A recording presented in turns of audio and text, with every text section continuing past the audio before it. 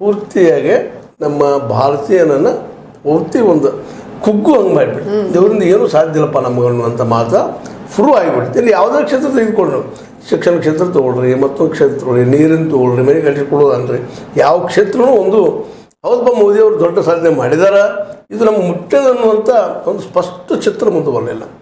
ಮತ್ತು ಉದಾಹರಣೆಗೆ ರೈತರ ಬಗ್ಗೆ ನಾವು ಡಬಲ್ ಮಾಡ್ತೀವಿ ಇನ್ಕಮ್ ಅಂತಿದ್ರು, ಏನೂ ಆಗಲಿಲ್ಲ.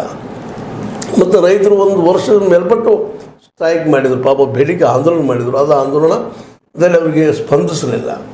ಆ ಎಲ್ಲ ಸಂದರ್ಭದಲ್ಲಿ ಕಾಂಗ್ರೆಸ್ ಒಂದು ಸ್ವಲ್ಪ ನನಗೆ ಎಷ್ಟು ನಿಗ್ತದೋ ಅಷ್ಟು ಸ್ಪಂದಿಸ್ತು ಅವ್ರ ಜೊತೆಗೆ, ಆ ಸಮಸ್ಯೆ ಜೊತೆಗೆ ತಾನು ಗುರುತಿಸ್ಕೊಳ್ಳೋ ಪ್ರಯತ್ನ ಮಾಡಿತು. ಈ ಪೂರ್ವದಲ್ಲಿ ಕಾಂಗ್ರೆಸ್ ಅಂತ ಕೆಲಸ ಮಾಡಿರಲಿಲ್ಲ. ಯಾಕಂತಂದರೆ ಕಾಂಗ್ರೆಸ್ ಸ್ವತಃ ಪ್ರಭುತ್ವದಲ್ಲಿರುವುದರಿಂದಾಗಿ, ರಾಜತ್ವದಲ್ಲಿರುವುದರಿಂದಾಗಿ ಅಥವಾ ಪ್ರಜಾಪ್ರಭುತ್ವ ನೆಲೆಗಟ್ಟಲ್ಲಿ ಅವರು ಆಳ್ತಾ ಇದ್ದಿದ್ದರಿಂದಾಗಿ ಅವ್ರಿಂಥ ಸಮಸ್ಯೆಗಳು ಬರಲಿಲ್ಲ. ಹೀಗಾಗಿ ಈ ದೇಶದಲ್ಲಿ ಅನೇಕ ಸಮಸ್ಯೆಗಳು ಬಂದುಬಿಟ್ಟು, ಅದರಲ್ಲೂ ಹಿಂದುಳಿದವರು, ದಲಿತರು, ಅದರಲ್ಲೂ ಹಿಂದುಳಿದವರ ನಾಯಕರಿಗೆ ಮೇಲೆ ಬಂದ ಅವರು ತಮ್ಮ ಒಂದು ಬೇಡಿಕೆ ಇಟ್ಕೊಂಡ ತಮ್ಮ ಜನರು ಒಪ್ಪಿಸ್ಕೊಳ್ತಾ ಹೋಗ್ಬಿಟ್ರು.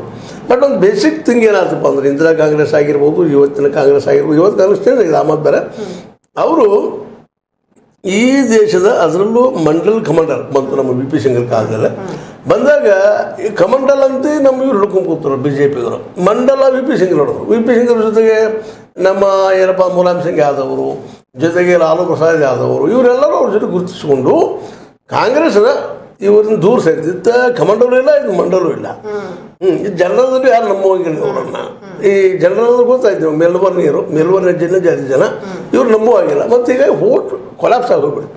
ಹೀಗಾಗಿ ಉತ್ತರ ಭಾರತದ ಬೆಲ್ಟದಲ್ಲಿ ಏನಾಗಿಬಿಡ್ತು ಅಂದರೆ ಕಾಂಗ್ರೆಸ್ ಅನುಗುಣಾಯ್ತು. ಆಗ ಬಿ ಜೆ ಪಿ ಇದ್ರ ಜಾಗ ತೊಗೊಂಡ್ಬಿಡ್ತು ನಿಧಾನಕ್ಕೆ. ಮೊದಲಿಂದ ಅದು ಮೇಲ್ಜಾತಿಗಳ ಮೇಲ್ವರ್ಣೀಯರ ಪರ ಇದ್ದಂಥ ಒಂದು ಸಂಘಟನೆ ಅದು. ಅದರಲ್ಲೂ RSS ಮತ್ತು ಅದ್ರ ಜೊತೆಗೆ ನಮ್ಮ ಏನಪ್ಪ ಜನಸಂಘ ಹುಟ್ಟಿದಂಥವು. ಇವು ಕಾಂಗ್ರೆಸ್ನ ಜಾಗ ತುಂಬ್ಕೋತ ಬಂದು, ಜೊತೆಗೆ ಈ OBC ದಾಗಲಿ ಇನ್ನೊಂದಾಗಲಿ ಅವ್ರು ತೆಗೆದುಕೊಳ್ತಾವಂಥ ಮುಡಿಯಲ್ಲಿ. ಹೀಗಾಗಿ ಮಂಡಲ ಕಮಂಡಲ ಇದ್ರೊಳಗೆ ಆರಂಭದಲ್ಲಿ ಅದು ಯಶಸ್ವಿ ಕಾಣಲಿಲ್ಲ ಬಿ ಜೆ ಪಿಗೆ. ನಂತರದಲ್ಲಿ ಅವ್ರು ಕೆಲವೊಂದು ತಮ್ಮ ದೋಷವನ್ನು ತೆಗೆದುಕೊಂಡು ಅವ್ರು ನಾವು ಕೊಡ್ತೀವಿ, ನೀವು ರಿಸರ್ವೇಷನ್ ಕೊಡ್ತೀವಿ, ನಮ್ಮನ್ನೆಲ್ಲರೂ ನಾವು ಅನುಕೂಲ ಮಾಡಿ ಕೊಡ್ತೀವಿ, ಉದ್ಯೋಗ ಕೊಡ್ತೀವಿ, ಹೀಗೆಲ್ಲ ಇನ್ನೂ ಘೋಷಣೆ ಮಾಡಿದರು. ಅದೇ ಕಾಲಕ್ಕೆ ಕಾಂಗ್ರೆಸ್ಸು ಸೋಲ್ತಾ ಬಂದಿತ್ತು. ಇದೆಲ್ಲ ಆದಾಗ ಬಿ ಜೆ ಪಿ ಭಾಳ ದೊಡ್ಡ ಪಕ್ಷ ಬೆಳೆದು ನಿಂತುಬಿಡ್ತು. ಆಗ ಸಹಜವಾಗಿ ಏನಾಗಿಬಿಡುತ್ತಪ್ಪ ಅಂದರೆ, ಇವು ಮಂಡಲ ಮಂದಿ ಇವ್ರು ಕಡಿಮೆ ಆಗ್ತಾ ಬಂದರು. ಇವ್ರು ಪ್ರಾದೇಶಿಕ ಪಕ್ಷ ಉಳಿದ್ರು. ಪ್ರಾದೇಶಿಕ ಪಕ್ಷಗಳಾಗಿ ಉಳಿದ್ರಿಂದಾಗಿ ಅವ್ರ ಶಕ್ತಿ ಸಾಲದಂಗಾಯ್ತು. ಸಂಘಟನೆ ಇರಲಿಲ್ಲ ಮೊದಲನೇದಾಗೆ. ಇದು ರಾಷ್ಟ್ರ ಮಟ್ಟದಲ್ಲೇ ಅಥವಾ ವಿಶ್ವ ಮಟ್ಟದಲ್ಲೇ ಸಂಘಟನೆ ಭಾಳ ದೊಡ್ಡದು, ಪ್ರತಿಯೊಂದು ಹಳ್ಳಿಗೂ ಹೊಸ ಮುಟ್ಟೋದು. ಹೀಗಾಗಿ ಅಂಥ ಸಂಘಟನೆ ಅದರ ಈ ಪ್ರಾದೇಶಿಕ ಪಕ್ಷಗಳು ಆ ರೀತಿ ಬೆಳೆದ ಕಾರಣಕ್ಕಾಗಿ ಅವರು ಬೆಳೆಯಲಿಲ್ಲ, ಇದಾಗಿಲ್ಲ, ಮುಟ್ಟಲಿಲ್ಲ ಜನರಿಗೆ. ಆದರೆ ಕಾಂಗ್ರೆಸ್ ಮೂಲತಃ ಎಲ್ಲ ಕಡೆ ಮುಟ್ಟಿದ್ದಿದ್ರು, ಅದು ಕೆಲಸ ಮಾಡಿರಲಿಲ್ಲ. ಈಗೇನಾಯ್ತು 10 ವರ್ಷದೊಳಗಪ್ಪ ಅಂತಂದ್ರೆ, ಬಿ ಜೆ ಪಿಗರು ಆ ಕೆಲಸ ಮಾಡಿದರು. ನಮ್ಗೆ ಆ ಕೆಲಸ ಆಗೋದಿಲ್ಲಪ್ಪ, ಘೋಷಣೆ ಮಾಡೋರು, ನಾವು ಸುಂದರವಾಗಿ ಮಾತಾಡೋರು ಅಂತ. ಮಾತಿನ ಮನೆ ಕಟ್ಟೋರು ವಿನಃ ಮನೆ ನಿಜವಾಗಿ ಕಟ್ಟಿಕೊಡೋರಲ್ಲ ಅನ್ನುವಂಥದ್ದು ಜನರಿಗೆ. ಕೋಟ್ಯಾಂತರ ಮನೆಗಳನ್ನ ಕಟ್ಕೊಟ್ಟಿದೀವಿ ಅಂತ ಹೇಳ್ಕೊಂತಾರೆ.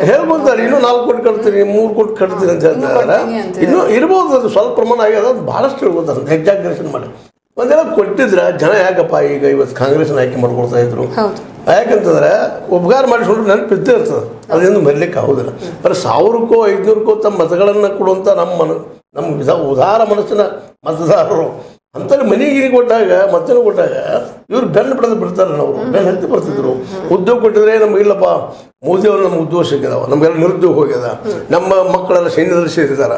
ಇವ್ರು ಸೈನ್ಯದಲ್ಲಿ ಸೇರಿ 4 ವರ್ಷದ ಇದು ನಿಂತದ ಅದನ್ನ ಅವಧಿ ಪೀರಿಯಡ್ ದುಡಿದು